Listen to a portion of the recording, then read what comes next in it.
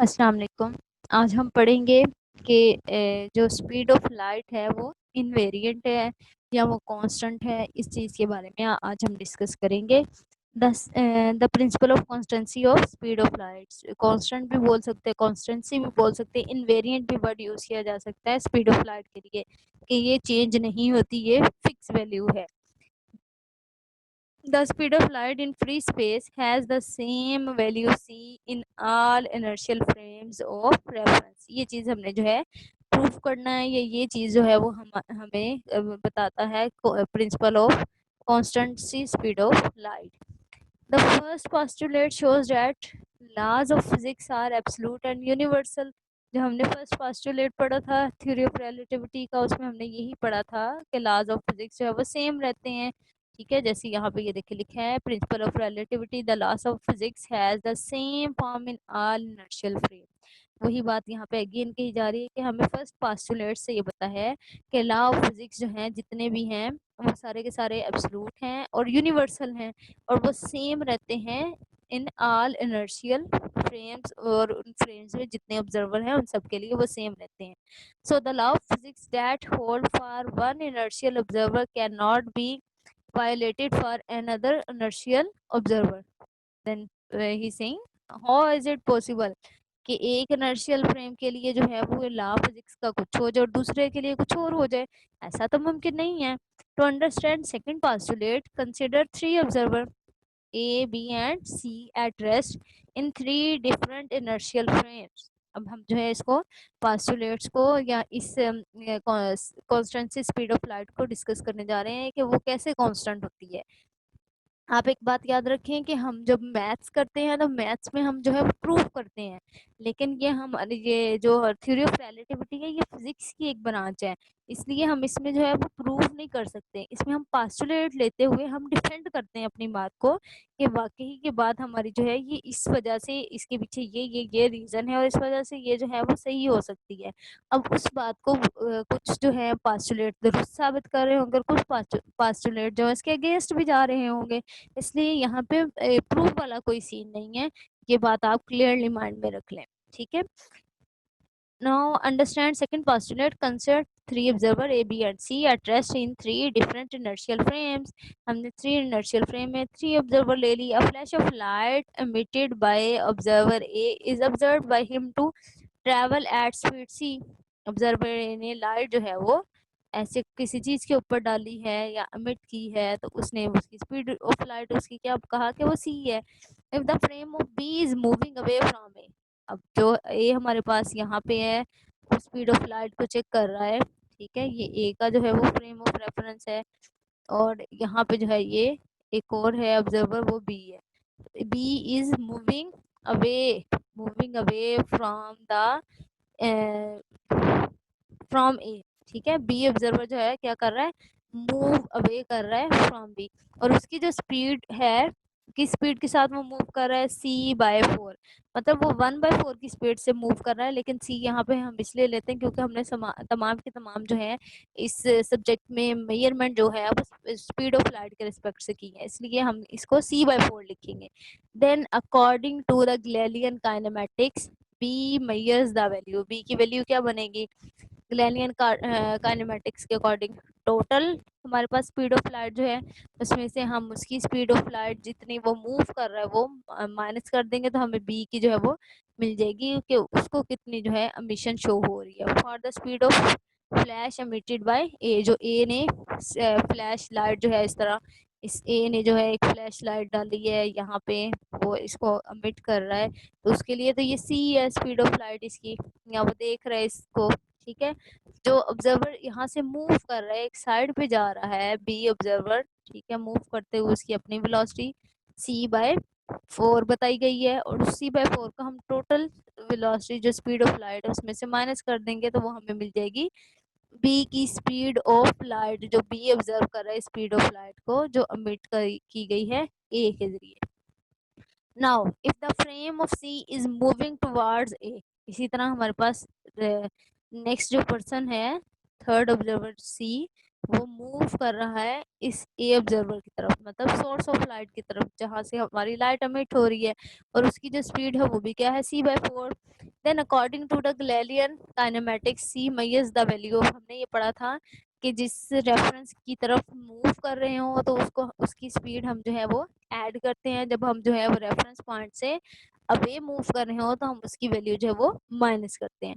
तो सी ऑब्जर्वर जो है वो मूव कर रहा है ए ऑब्जर्वर या एमिशन ऑफ लाइट या सोर्स ऑफ लाइट की तरफ, तो इसलिए इसकी वैल्यू क्या होगी, स्पीड ऑफ लाइट में ऐड हो जाएगी और ये टोटल बन जाएगी 5c/4। मतलब जो सी ऑब्जर्वर है उसको ये लाइट, ये स्पीड ऑफ लाइट क्या लग रही है, 5c/4। ठीक है। However, according to the second postulate, at the three observer measured the some speed of flash of light. Second postulate के अकॉर्डिंग कोई ना कोई तो वो मेजर कर ही रहे हैं speed of light. However ordinary object do not obey second postulate. कुछ ऑब्जेक्ट्स ऐसे भी हैं जो नहीं इनको ओबे करते, उसमें कौन कौन से हैं, velocity of a projectile fired from a moving car with respect to ground. ठीक है, अगर हम देखते हैं कि प्रोजेक्टाइल जो है वो हमने मूव करवाया और मूविंग कार अगर उसको देख रही है तो उस ग्राउंड पे, तो वो उस चीज को सेकंड पोस्टुलेट को फॉलो अप नहीं करती। That is velocity of projectile with respect to car plus velocity of car with respect to ground। तो हम यहाँ इसको दो चीज़ों के हिसाब से मेजर कर सकते हैं। एक तो हम जो है velocity of projectile लेंगे जो किसके लिहाज से मूव कर रहा है, कार के रिस्पेक्ट से। ठीक है, और कार की velocity किसके रिस्पेक्ट से है, ग्राउंड के रिस्पेक्ट से। But velocity of waves and particles moving at speed close to c do not behave in this way। और जो velocities हैं किन की, वेव्स की और पार्टिकल्स की, जो जो है nearly about speed of light move कर रहे होते हैं, वो भी इस पैटर्न पे, इस पोस्टुलेट पे बिहेव नहीं करते जो हमने ऊपर ऑब्जर्वर ए बी सी के अकॉर्डिंगली डिस्कस किया है।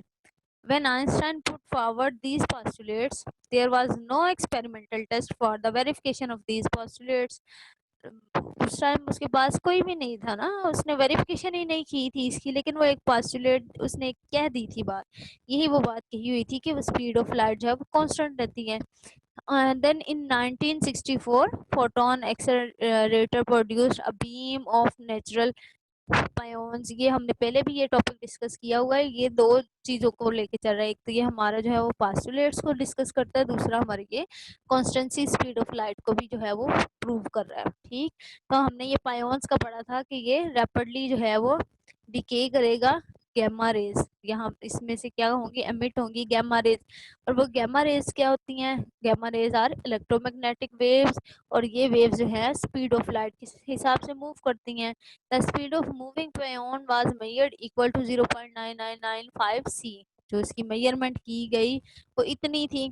Then according to the Galileo, gamma ray emitted in the direction of motion of pions should have a speed equal to c plus this, but the measured speed of gamma rays was equal to c। This is the consistent with second postulate। अब यहाँ पे आप सारी चीज देख रहे हैं कि जो पायोन, मूविंग पायोन है उसकी स्पीड इतनी होती है, लेकिन जब हम गैलीलियो के अकॉर्डिंग देखते हैं उसकी हम उसके अकॉर्डिंगली, गैलीलियो के अकॉर्डिंगली हम क्या करते हैं, जो भी हमारे मूविंग पार्टिकल की वैल्यू आती है उसको हम स्पीड ऑफ लाइट यानी सी में प्लस करते हैं, अगर हम उसी डायरेक्शन में मूव कर रहे हो। अगर उस डायरेक्शन के अपोजिट मूव कर रहे हो फिर माइनस करते हैं। तो फिर हमारे पास अगर गैलीलियो के मुताबिक देखें तो हमें ये वाला सी जो है ये भी ऐड करना चाहिए ना इस वैल्यू में। तो हमारे पास जो है वो वैल्यू, ये सी ऑलरेडी है, ये वैल्यू इसमें ऐड हो जाएगी, तो ये दोनों वैल्यू मिलके ग्रेटर वैल्यू हो जाएंगी सी से, यानी कि स्पीड ऑफ लाइट से। तो इस वजह से वो कह रहा है कि ये जो है बात हमारी इनकंसिस्टेंट हो रही है किसके साथ, सेकंड पोस्टुलेट के साथ।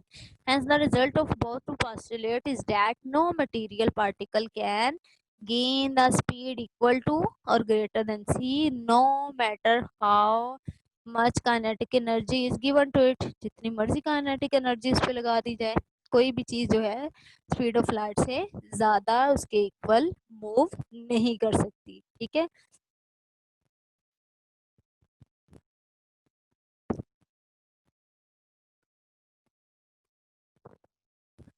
What is the difference between classical physics and the theory of relativity. क्या फ़र्क है दोनों में, यहाँ से फ़र्क आता है कि जो क्लासिकल फिजिक्स है वो ये कहती है कि स्पीड ऑफ एन ऑब्जेक्ट की जो किसी भी ऑब्जेक्ट की जो स्पीड है उसकी कोई अपर लिमिट नहीं होती। मतलब हम उसको बाउंड नहीं कर सकते कि वो इतनी स्पीड से मूव कर रहा है, इतनी स्पीड से या इससे ज़्यादा स्पीड से वो मूव नहीं कर सकता। जैसा कि हमने कहा ना कि हर चीज़ जो है वो स्पीड ऑफ लाइट की से बिलो ही मूव करेगी, इससे इक्वल भी नहीं जा सकती, उससे ग्रेटर भी नहीं हो सकती। तो लेकिन क्लासिकल फिजिक्स में ऐसा नहीं है। क्लासिकल फिजिक्स में कहा जाता है कि हम किसी भी स्पीड की ऑब्जेक्ट ऑब्जेक्ट जो है उसकी स्पीड की अपर लिमिट नहीं बता सकते कि उसकी ज़्यादा से ज़्यादा स्पीड कितनी होगी। लेकिन स्पेशल थ्योरी ऑफ रिलेटिविटी जो है वो क्या करती है, इम्पोज कर देती है अपर लिमिट। यही दोनों के दरमियान डिफरेंट है जो हमारे पास्टुलेट्स हम ले रहे हैं। इसलिए ये पास्टुलेट जो हम लेते हैं स्पीड ऑफ लाइट के, वो सिर्फ स्पेशल थ्योरी ऑफ रिलेटिविटी में लेते हैं। इन 1964 एक और एक्सपेरिमेंट किया गया, उसमें ये बताया गया कि accelerated potential difference waves electrons waves जो है सॉरी waves नहीं electron were the accelerated by a potential difference up to 1.5 mu and the speed of electron was measured। तो इलेक्ट्रॉन्स जो है उसकी एक्सेलरेशन उसको दी गई और पोटेंशियल डिफरेंस उसका जो था वो इतनी वैल्यू तक लेके जाया गया और इसको लेते हुए स्पीड ऑफ इलेक्ट्रॉन जो है वो मेजर की गई। चेक करना ये था कि speed of electron either increase by the speed of light और नॉट।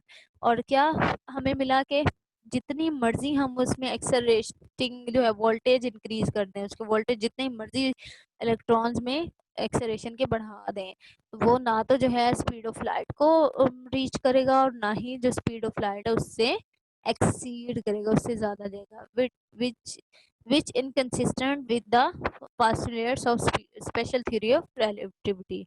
और ये हमारी जो है उसको पास्टुलेट जो सेकंड पास्टुलेट है जो कि हमारी स्पीड ऑफ लाइट कांस्टेंट रहती है उसको ट्रू साबित करता है।